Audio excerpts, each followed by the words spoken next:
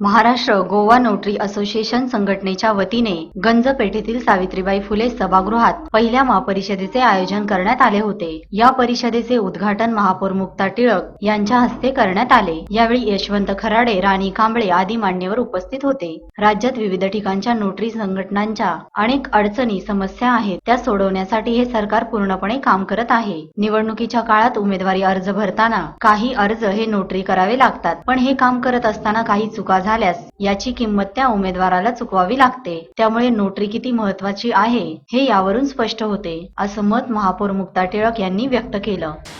म्हणजे कित्येक वेळेला असं होतं की आम्ही आता राजकीय परिस्थितीमधनं जात असतो आणि एखादं डॉक्युमेंट नोटराइज नसेल तर अनेक जे काय म्हणतात कार्यकर्ते असतात किंवा जे निवडणुकीसारख्या ह्याला उभे राहिलेले असतात अशांची उमेदवारी रद्द होऊ शकते। आणि म्हणून आपल्याला सर्वांना विनंती आहे की आपण आपल्या सोशल स्टेटसच्या माध्यमातून जे काही आपण उपक्रम राबवू इच्छिता त्याच्यामध्ये जनजागृती हा देखील एक उपक्रम आपण राबवावा, जेणेकरून अनेक विषय असे असतात, मग कधी वारसदारांचे विषय असतात, कधी जमिनीचे व्यवहार असतात आणि अशा संदर्भामध्ये सर्वसामान्य नागरिक छोट्या छोट्या रजिस्ट्रेशन सारखे विषय असतात, छोट्या छोट्या गोष्टींच्या बाबतीमध्ये अतिशय काय म्हणतात जागरूक नसतो